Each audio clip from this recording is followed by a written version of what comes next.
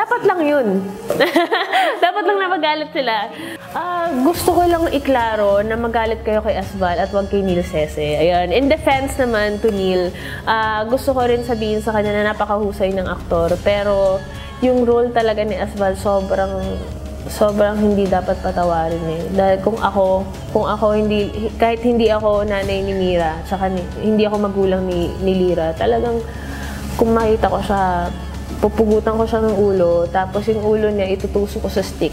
Tapos yung stick, lalagay ko dun sa pinakataas ng palasyo namin para matupok siya ng sun.